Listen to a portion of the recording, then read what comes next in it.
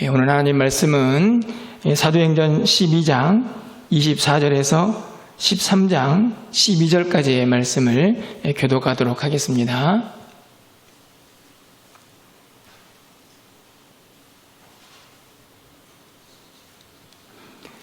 신약성경 208쪽에 있습니다. 사도행전 12장 24절에서 13장 12절까지의 말씀을 한 절씩 교독하고 우리 12절은 함께 읽도록 하겠습니다. 하나님의 말씀은 흥왕하여 더하더라.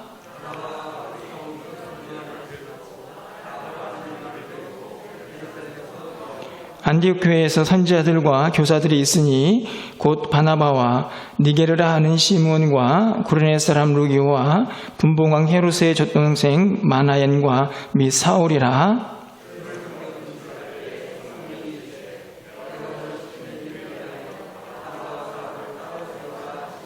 이에 금식하며 기도하고 두 사람에게 안수하여 보내니라.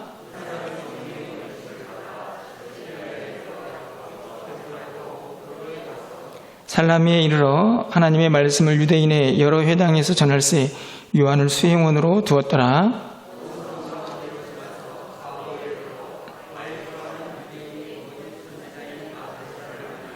그가 총독 서기오 바울과 함께 있으니 서기오 바울은 지혜 있는 사람이라 바나바와 사울을 불러 하나님의 말씀을 듣고자 하더라.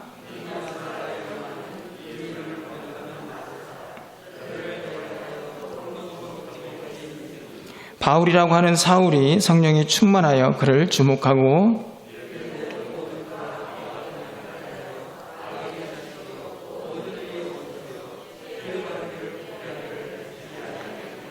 보라, 이제 주의 손이 내 위에 있으니 내가 맹인이 되어 얼마 동안 해를 보지 못하리라 하니 즉시 안개와 어둠이 그를 덮어 인도할 사람을 두루 구하는지라. 이에 총독이 그렇게 된 것을 보고 믿으며 주의 가르치심을 놀랍게 여기니라. 아멘. 강사님, 이쪽 모니터 좀 모셔서 켜주세요. 네, 어리석은 질문으로 여러분 수요예배를 좀 시작해 보려고 합니다.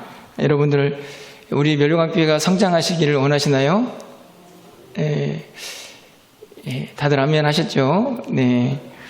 아마 우리 모두가 교회가 성장하고 부흥하기를 다 소망할 것이라고 믿습니다. 그러면 어떻게 하면 부흥하고 성장할 수가 있을까요? 혹시 그 방법을 생각해 보신 적이 있습니까? 아마 좋은 프로그램이 있으면 아마 그 프로그램 속에서 교회가 성장할 수 있을 거라고 생각이 듭니다. 또 좋은 시설이 갖춰졌다고 하면 또 전도하기도 편하고 또 성장할 수 있는 기회들이 더 많이 주어질 수도 있겠죠. 또 예산이 좀 넉넉하다고 하면 또 지역을 열심히 섬겨서 또 교회가 부흥할 수 있는 힘을 얻을 수 있지 않을까 생각이 듭니다. 참 매우 중요한 요소들이라고 생각이 드는데요. 그런데 오늘 우리가 지금 살펴보고 있는 사도행전의 말씀을 좀 보면 제가 말씀드린 이 세 가지 것들을 그것을 통해서 교회가 부흥했다라고 하는 사실을 발견하기가 참 어렵다라는 생각이 듭니다. 우리가 말씀을 쭉 살펴보면서 초대교회의 부흥, 또 그들의 성장의 역사 속에 도대체 무엇이 핵심이었는가 하는 것을 좀 살펴보게 되는데요. 그것은 다른 것이 아니고 결론적으로 말씀을 드리면 세 가지가 주를 이루었다 하는 사실을 우리가 깨달을 수가 있습니다. 그것은 바로 말씀과 기도와 성령의 역사인데요. 오늘 우리가 12장 끝부분과 13장 첫 부분을 말씀을 함께 묵상을 했습니다. 이 12장 말씀을 잠깐 살펴보면 12장 속에서는요, 예수를 믿는 사람들을 향한 또 사도들을 향한 핍박이 계속되었습니다. 그래서 야고보 사도가 죽음을 맞이하기도 하고 그리고 베드로 사도가 옥에 투옥되기도 합니다. 그런데 이 일을 주도했던 헤롯 왕이 이 12장 끝부분에 가보면은 죽음을 맞이하는 장면으로 12장이 끝이 나죠. 그리고 13장에 들어와서 이제 사도행전의 역사는 대전환점을 맞이하게 됩니다. 드디어 이제 바울과 바나바를 통해서 특별히 바울을 중심으로 한 이 땅끝 정도, 다시 말하면 이방 선교가 본격적으로 시작이 되기 때문이죠. 그래서 사도행전 23장에 있는 말씀은 우리가 쉽게 바울의 1차 전도 여행이다 라고 그렇게 구분하고 있는 그런 내용을 담고 있습니다. 오늘 이 12장과 13장 말씀을 통해서도요, 이 초대교회의 부흥의 역사가 어디에서부터 출발하고 시작됐는가 하는 것을 우리가 쉽게 살펴볼 수가 있는데요. 그것들을 좀 중심으로 함께 좀 말씀을 살펴보려고 합니다. 먼저 1차 전도여행, 바울과 바나바가 행했던 그 전도여행의 코스를 좀 함께 먼저 좀 살펴보려고 하는데요. 화면이 잘 보이시는지 모르겠는데 우측에 보면 안디옥이 있습니다.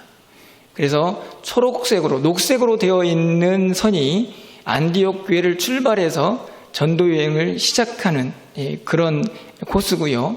저기 오른쪽에 위에 더베라는 곳이 이제 터키에 위치를 하고 있는데 그 도시를 중심으로 빨간색이 다시 돌아오죠. 요거는 이제 안디옥으로 다시 1차 선교여행을 마치고 돌아가는 길을 표시를 합니다. 그러니까 녹색이 출발이고 적색이 돌아오는 길이라 이렇게 좀 생각을 하시면 될 것 같고요. 안디옥에서 오늘 본문에 보면 실루기아로 가고 실루기아에서 배를 타서 구브로라는 섬에 도착을 하게 됩니다. 밑에 있는 섬이죠. 그 구브로에 도착을 해서 동부 해안에 있는 지도를 계속 보여주세요. 살라미라는 곳에 도착을 하게 되죠. 그리고 바브라는 곳에 가서 전도를 하고 그리고 쭉 위로 올라가서 이제 터키 지방 안으로 들어가게 됩니다. 그래서 버가 안디옥, 이 안디옥은 다른 우측에 있는 안디옥과는 다른 곳이기 때문에 그 안디옥을 비시디아 안디옥이라고 이렇게 표시를 하게 되죠. 그리고 나서 뭐 루스드라, 이고니온, 더베를 거쳐서 다시 돌아오는 과정을 거치게 되는데 이게 1차 전도여행의 코스입니다. 여러분들이 앞으로 15장까지 사도행전을 통해서 이 지역을 살펴보게 될 텐데요. 여러분들이 이 그림을 머릿속에 가지고 있으면 참 유익이 될 것이다 이렇게 생각이 듭니다. 그런데 오늘 우리가 읽은 이 사도행전 1장부터 12장까지 12절까지 1절부터 12절까지의 말씀은 저 밑에 있는 구브로섬, 오늘날에는 키프리스라고 그렇게 불려지는 섬인데요.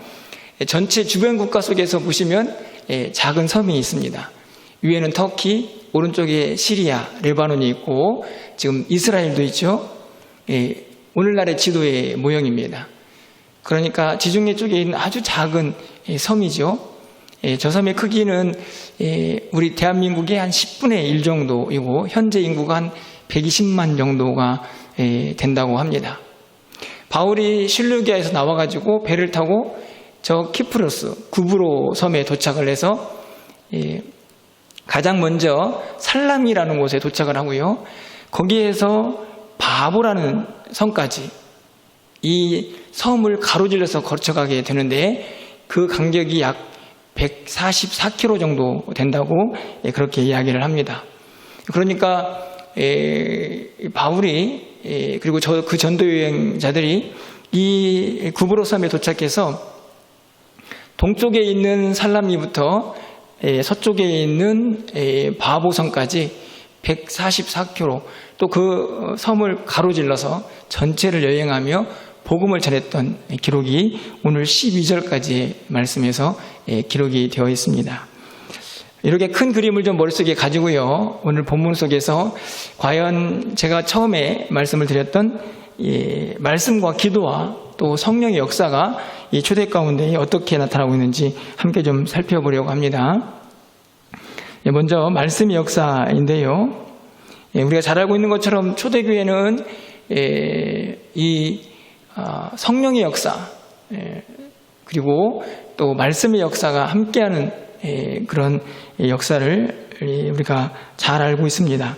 여러분 12장 후반부에 가보시면요. 우리가 읽었던 24절 말씀에 가서 보시면 하나님의 말씀은 흥황하여 더하더라. 이 12장부터 13장까지는 완전히 큰 전도의 획을 긋고 있는 장인데요.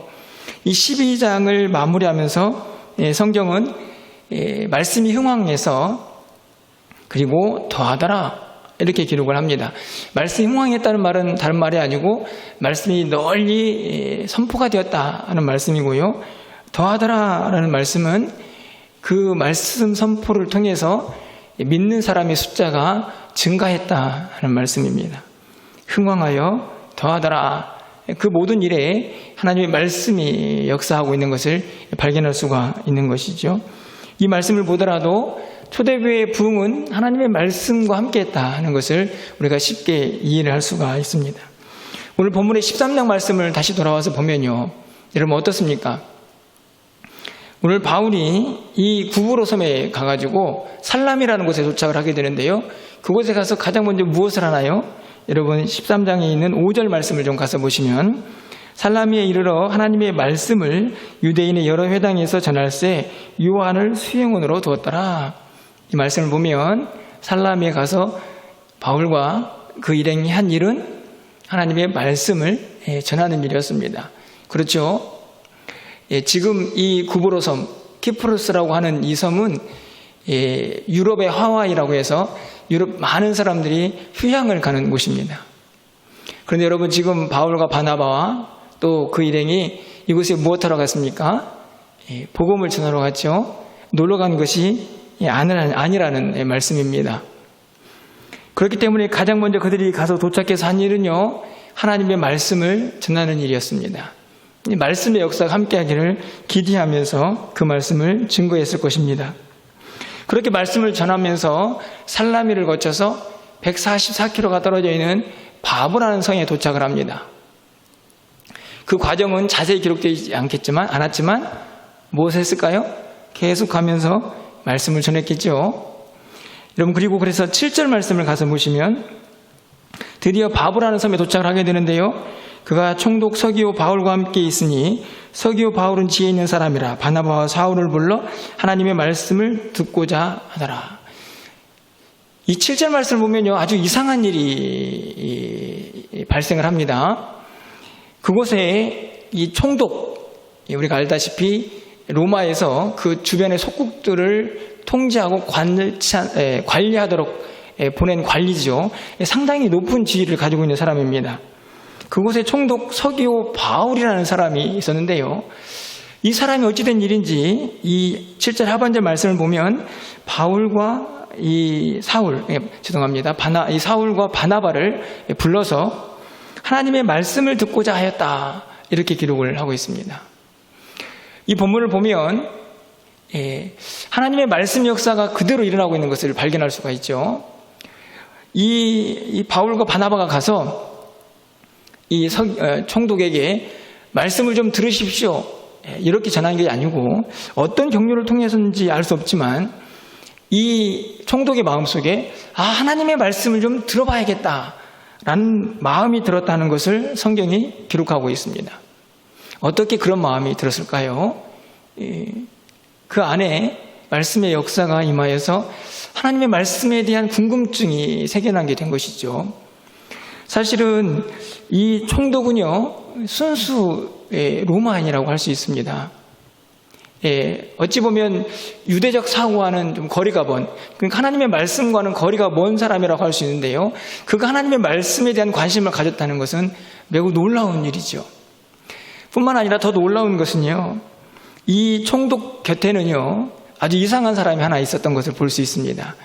오늘 본문에 보면 이 바예수라고 하기도 하고 엘루마라기도 하는 동일 인물인데요, 거짓 예언자, 유대인이지만 마술을 부리는 사람, 그 사람이 옆에서 이 총독 곁에 있으면서 이 총독이 하나님 말씀을 듣지 못하도록 계속 방해하는 일들이 오늘 본문에 기록이 되어 있는데요, 그런 사람이 옆에 있음에도 불구하고 이 총독의 마음속에 하나님의 말씀에 대한 관심을 갖게 되었다 하는 것을 볼 수가 있는 것이죠. 이 바울과 바나바는 열심히 말씀을 전했습니다. 그리고 그 사이에 하나님의 말씀은 또 역사를 일으켜서 이 총독, 이 서기오 바울의 마음속에 하나님의 말씀을 좀 들어봐야겠다라는 생각이 들 정도로 그의 마음을 움직이는 일이 발생을 하게 되는 것이죠. 그 결과 이 총독이 어떻게 됩니까? 여러분 12절 말씀을 가서 보시면요. 이에 총독이 그렇게 된 것을 보고 믿으며 주의 가르치심을 놀랍게 여기니라. 총독이 무엇을 놀랍게 여깁니까? 주의 가르치심을 놀랍게 여겼다. 주의 가르치심이 뭡니까? 지금 이 전도자들이 전하고 있는 하나님의 말씀이죠. 그 말씀을 놀랍게 여겼다. 그러니까 오늘 이 본문을 쭉 보면 이 구브로 섬에서 이 총독 서기오 바울이 변화되는 과정 속에 궁극적으로 하나님의 말씀의 역사가 일어나고 있는 것을 발견할 수가 있는 것이죠. 12장 끝부분에서도 하나님의 말씀이 흥황해서 그 수가 더해가는 역사가 일어납니다. 13장 이 바울의 1차 전도 여행에서도요, 가장 먼저 일어나는 일은 총독이 하나님의 말씀을 듣고 그 말씀에 대한 관심을 갖고 결국에는 예수를 믿어 그 말씀의 가르침에 놀랍게 되었다라는 사실을 성경은 기록하고 있는 것이죠. 결국 초대교회의 부흥의 역사 속에 하나님의 말씀의 역사가 일어나고 있다는 사실을 우리가 본문을 통하여 분명하게 깨닫게 되는 것입니다. 여러분, 그렇다고 하면요, 이 말씀의 역사는 그냥 초대교회 그 당시에만 일어나는 일이었을까요? 어떻습니까? 그 당시에 바울이 증거했던 그 복음과 우리가 붙잡고 전하고 있는 복음은 다른 복음인가요? 그렇지 않죠. 여전히 하나님의 말씀은 살아있고 그 능력이 있습니다. 그 말씀이 우리 가운데 있죠. 여러분, 그런데 어떻습니까? 우리의 삶에 이 말씀의 역사가 경험되고 있는지요? 여러분, 오늘 초대교회는 그 말씀의 능력들을 그대로 경험하고 있습니다. 하나님을 알지 못하고 예수가 누구인지도 알지 못했던 총독도 그 말씀의 능력으로 예수를 믿고 그 가르침에 놀라게 되는 은혜를, 놀라운 역사를 경험하고 있다는 것이죠. 결국 그렇다고 하면 우리가 정말 교회의 부흥을 원한다면요, 우리의 모습을 먼저 살펴야 합니다. 우리 안에 말씀에 대한 사모함이 있는지, 매일매일의 삶 속에서 하나님의 말씀에 대한, 생명의 말씀에 대한 사모함이 있고 그 말씀에 순종함이 있고 그 말씀대로 살아보고 있노라고 하는 어떤 몸부림이 우리 안에 있는지 돌아봐야 한다는 것이죠. 그럴 때만 말씀의 역사가 나타나게 되기 때문입니다.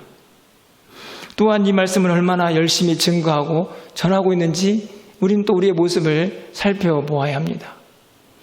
말씀을 사모하고 그 말씀을 전하고 그 말씀대로 순종하며 살려고 할 때에 그 말씀은 이 성경 속에 활자로 갇혀 있는 게 아니고 우리의 삶에서 살아 역사하시는 하나님의 말씀으로 그 능력을 발하게 될 것이기 때문이죠. 여러분, 초대교회는 그렇게 말씀의 능력이 나타나고 있습니다. 지금 이 시대를 살고 있는 우리 교회도, 이 땅에 있는 모든 교회들도 부흥의 역사를 경험하기 위해서 가장 먼저 붙잡고 또 사모해야 할 것은 그 하나님의 말씀이라는 사실, 그 말씀이 능력이 우리 안에 나타나기를 소망하는 그 간절함이 우리 안에 있어야 한다는 사실을 분명하게 가르쳐주고 있는 것이죠. 여러분 마음속에 이 하나님의 말씀에 대한 간절함과 사모함, 그리고 그 말씀에 대한 순종, 그리고 무엇보다도 그 말씀을 전하겠노라고 하는 담대한 결단과 다짐이 오늘 이 저녁 여러분의 마음속에 임하기를 간절히 소망해 봅니다. 두 번째로 초대교회의 이 부흥의 역사 속에 함께하고 있는 것은 무엇일까요? 바로 기도죠. 여러분 보십시오. 우리가 잘 알고 있는 것처럼 사도행전 2장에서 이 사도행전의 역사의 시작은 오순절날 성령의 강림인데 그 강림 사건도 기도로부터 시작했다는 것을 우리는 이미 살펴보았죠. 여러분 오늘 본문 어떻습니까? 13장 3절 말씀을 가서 보시면 이에 금식하며 기도하고 두 사람에게 안수하여 보내니라. 이 두 사람을 보내는, 다시 말하면 1차 전도여행을 출발하면서 그 전도의 자를 선발해서 보내는 모든 과정 속에 무엇이 함께하고 있습니까? 금식하며 기도하죠. 하나님께 모든 것들을 맡기고 하나님의 뜻을 구하는 이 초대교회 성도들의 모습을 발견할 수 있습니다.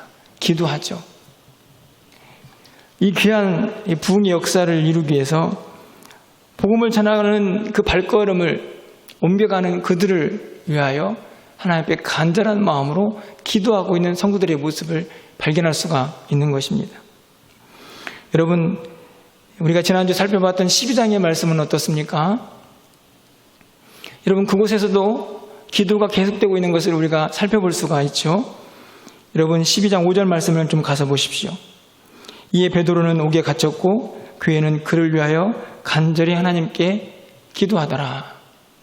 저는 이 말씀을 보면서 마치 하나의 공식을 보는 것 같은 느낌을 갖게 됩니다.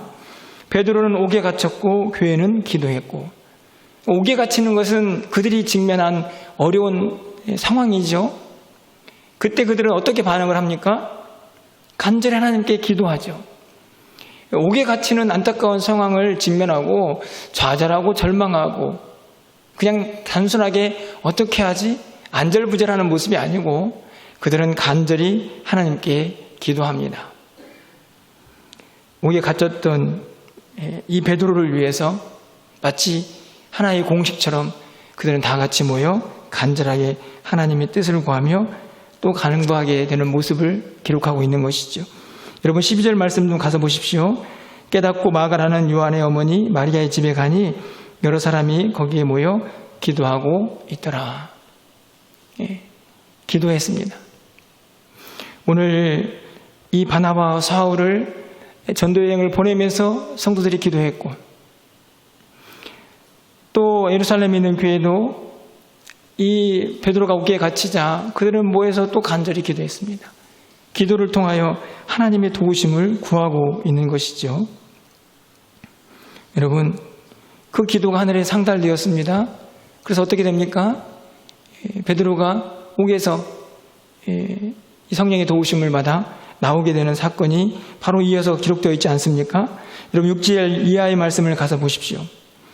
헤롯이 잡아 내려고 하는 그 전날 밤에 베드로가 두 군인 틈에서 두 쇠사슬에 매여 누워 자는데 파수꾼들이 문 밖에 옥을 지키더니, 베드로가 옥에 갇혀서 두 쇠사슬에 매여 있습니다. 그리고 이제 내일이 되면 이 헤롯이 끌어내어서 혹시 야고보처럼 죽일지도 모르는 그런 상황에 놓여 있습니다. 초대교회 성도들은 열심히 간절히 기도하고 있습니다. 어떤 일이 벌어집니까? 주의 사자가 와서 쇠사슬을 풀죠. 그리고 10절 말씀을 가서 보십시오. 이에 첫째와 둘째 파수를 지나 시내로 통한 쇠문에 이르니 문이 저절로 열리는지라 나와서 한 거리를 지나며 천사가 곧 떠나더라. 베드로가 옥에서 풀려나는 장면을 성경에 기록하고 있습니다. 옥에 갇히자 간절히 모여서 기도했던 그 기도의 응답이 그 교회 가운데, 초대교회 가운데 그대로 나타나고 있는 것이죠. 여러분 보십시오. 그렇게 해서 베드로가 옥에서 나와 기도하고 있는 그 무리들에게 찾아가게 됩니다. 여러분, 그 모습을 보면요, 베드로가 그 집에 와서 대문을 두드리죠. 이 소리를 로데라 하는 여자아이가 음성을 듣게 됩니다. 베드로의 음성이었습니다. 문을 열지도 못하고 너무 다급한 마음으로 기도하고 있는 방 안의 사람들에게 찾아가서 베드로가 왔습니다. 이렇게 이야기를 하죠. 그랬더니 사람들이 어떻게 반응하나요? 여러분, 15절 말씀을 가서 보실까요? 그들이 말하되 내가 미쳤다 하나 여자아이는 힘써 말하되 참말이라 하니 그들이 말하되 그러면 그의 천사라 하더라. 저는 이 대화를 보면서 이 초대교회 성도들의 약간의 안타까움, 아쉬운 모습을 보게 됩니다. 베드로가 옥에 갇혀서 열심히 기도했습니다. 그랬더니 베드로가 정말 주의 천사의 도움으로, 주의 사자의 도움으로 옥에서 나왔지 않습니까? 그리고 지금 그 집에 와 있는데 그 사실을 전하는 로데를 향해서 뭐라고 얘기합니까? 너 미쳤구나.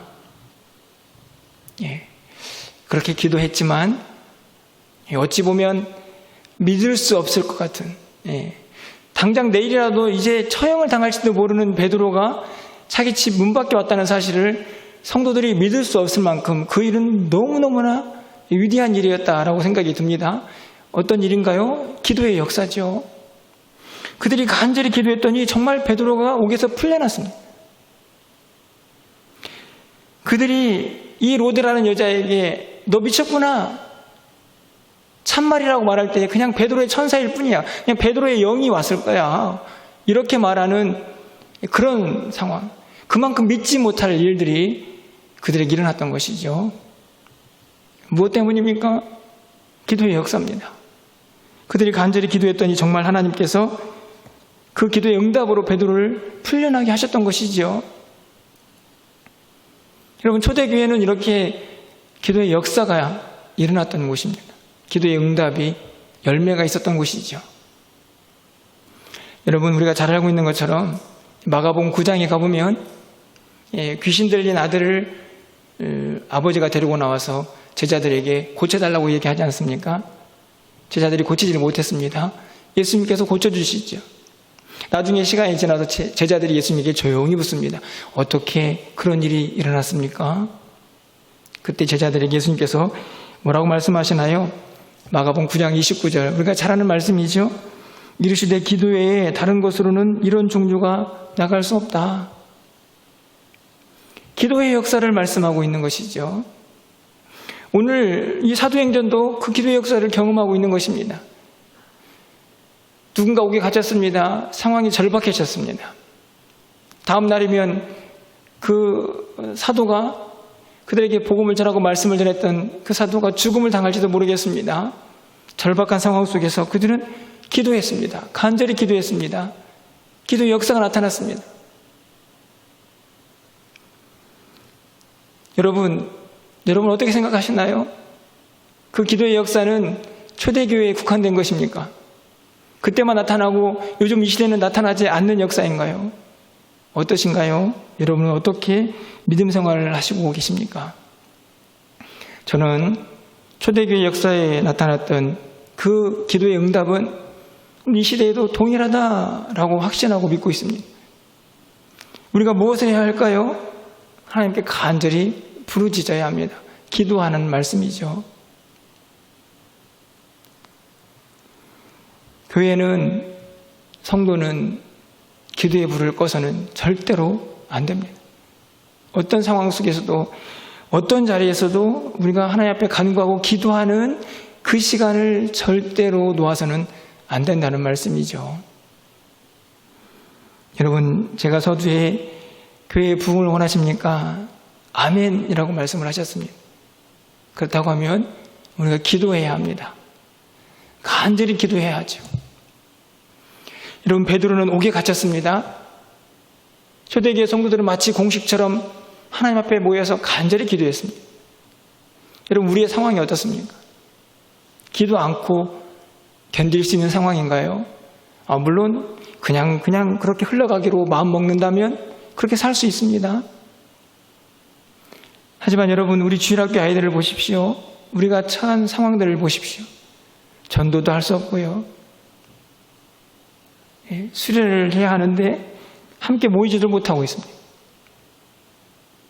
눈물이 나는 상황 아닙니까? 오늘 비가 막 중간에 왔어요. 점심때쯤에 우리 초등학교 아이들이 막 이제 하교를 하는데 비가 쏟아지니까 교회로 막 몰려오더라고요. 문을 활짝 열어놓고 아이들에게 비를 피하라고 막 그렇게 하고 싶은데 제 마음속 한켠에서 코로나, 이런 생각이 들더라고요. 여러분, 우리가 직면한 현실 아닙니까? 베드로가 옥에 갇힌 것만 힘들고 어려운 상황인가요? 저는 교회를 생각하고 또 우리 현실을 볼 때마다 이 답답한 마음에 눈물을 흘리지 않을 수가 없습니다. 하나님, 도대체 어떻게 해야 합니까? 그냥 이렇게 시간만 보내면 되는 것인가요? 묻고 또 묻지만, 여러분, 그럼에도 불구하고요, 우리가 놓지 말아야 할 것이 있죠. 오늘 초대교회 성도들처럼 누군가 옥에 갇히는 어려움이 처할 때에 그들은 모여서 간절히 기도했습니다. 우리도 지금 상황과 현실이 안타깝고 어렵지만 우리에겐 할 수 있는 일이 있죠. 부르짖는 겁니다. 기도하는 겁니다. 하나님께서 이 모든 상황을 다 바꾸셔서 다시 한번 교회가 부흥하고 하나님의 말씀이 온 천하에 울려 펴지고 그 진리가 선포되도록 하나님이 이 상황을 바꾸어달라고 우리가 기도하면 그 기도가 오늘 초대교회에 역사하셨던 응답으로 함께 하셨던 것처럼 오늘 우리에게도 그 기도의 응답이 나타날 수 있다는 사실을 믿음을 가지고 간구하고 부르짖는 것이죠. 우리가 해야 할 너무너무나 소중한 일이라는 사실을 우리가 잊어서는 안 된다는 말씀입니다. 기도는 능력입니다. 제가 기도 용사들에게 매주마다 문자를 보내면서 항상 보내는 문구 아닙니까? 저는 그것을 믿습니다. 기도는 능력입니다. 기도해야 합니다. 기도하며 부르짖어야 합니다. 하나님의 도우심을 구해야 하는 절박한 상황이 우리의 상황 속에 너무나 많이 펼쳐져 있기 때문이죠. 기도하면 들으십니다. 기도하면 응답하십니다. 여러분이 그 약속의 말씀 붙잡고 초대교회 성도들처럼 우리가 간절한 마음으로 기도할 수 있는 저와 여러분 되시기를 간절히 소망합니다. 마지막으로 말씀과 기도 가운데에 여러분 무엇이 역사합니까? 성령의 역사가 일어나죠. 말씀과 기도, 그 초대교회의 성도들의 그 간절함 속에 성령이 일하십니다. 여러분 보십시오. 결코 빼놓을 수 없는 일이죠. 여러분 사도행전 13장 2절 말씀을 보십시오. 주를 섬겨 금식할 때에 성령이 이르시되 내가 불러 시키는 일을 위하여 바나바와 사울을 따로 세우라. 누가 말씀하십니까? 주를 섬겨 금식할 때에 이 안디옥교회 성도들의 모습이죠. 성령님이 말씀하셨습니다. 야, 내가 사명 맡길 사람이 있으니까 두 사람 세워. 그랬더니 금식하며 기도했던 거 아닙니까? 여러분 4절 말씀을 좀 가서 보십시오. 두 사람이 성령의 보내심을 받아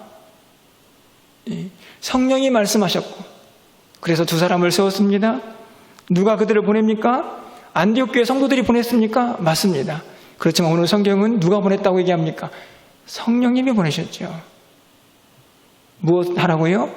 성령의 역사를 그 전도자들과 함께하기 위해서 성령님이 그들을 보내셨습니다. 실루기아에 가서 배를 타고 구브로에 갔습니다. 오늘 본문의 말씀이죠. 여러분 9절 말씀 가서 보실까요? 바울이라고 하는 사울, 여기서 이제 이름이 바뀌어지죠. 본격적으로 이제 이방 전도가 시작이 되는 겁니다. 성령이 충만하여, 누가 성령이 충만합니까? 바울이 성령이 충만합니다. 누가 보냈기 때문에 그렇습니까? 성령이 보내셨으니까요. 성령이 충만하죠. 성령이 말씀하시고 성령이 보낸 사람, 성령이 충만할 수밖에요.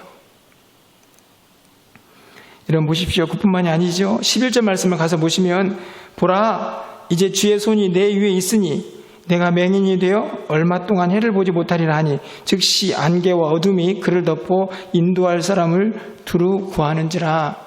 이게 이제 아까 얘기했던 바예수 엘루마라는 이 마술사에게 그가 자꾸만 복음을 전하는 일을 방해하자 성령님이 역사하는 순간이거든요.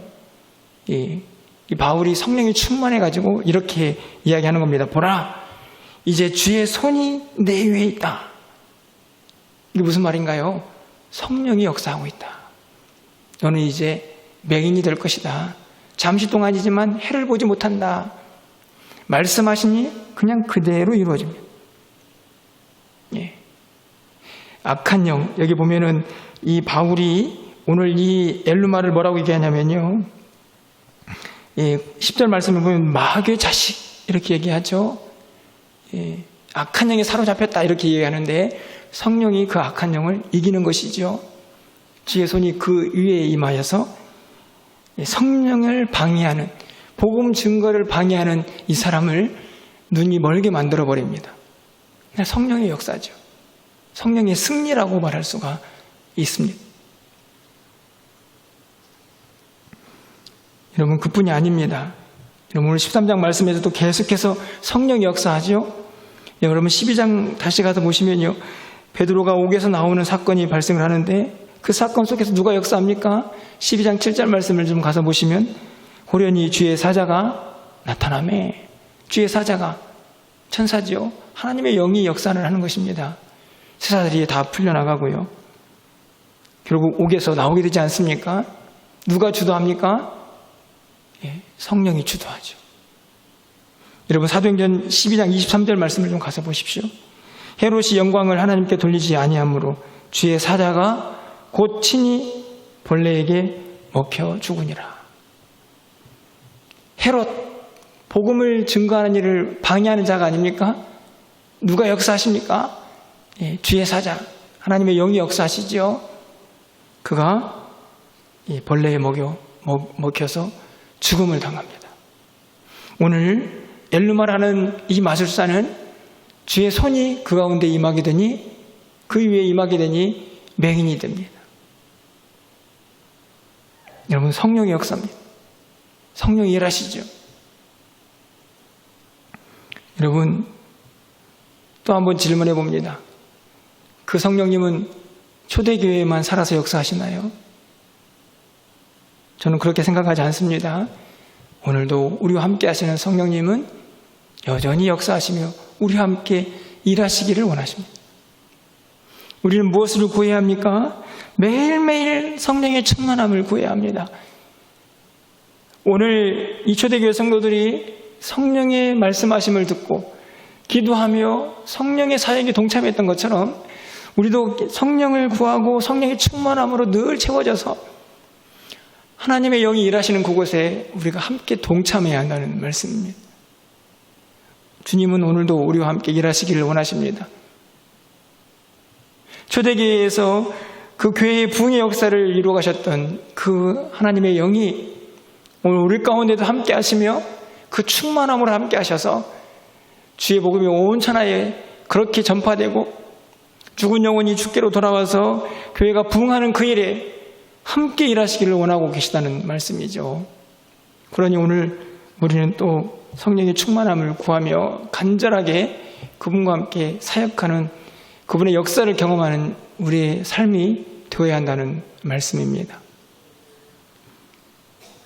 여러분, 초대교회는요, 좋은 프로그램으로 부흥한 게 아닙니다. 초대교회는 좋은 건물로 부흥한 것도 아닙니다. 물질이 많아서 넉넉해서 그 재정으로 부흥한 것도 아닙니다. 초대교회는 말씀의 역사, 기도의 역사, 성령의 역사가 함께해서 부흥한 교회입니다. 어찌 보면 그것이 교회의 기본이라고 할 수 있습니다. 어찌 보면 그게 교회의 전부일 수도 있습니다.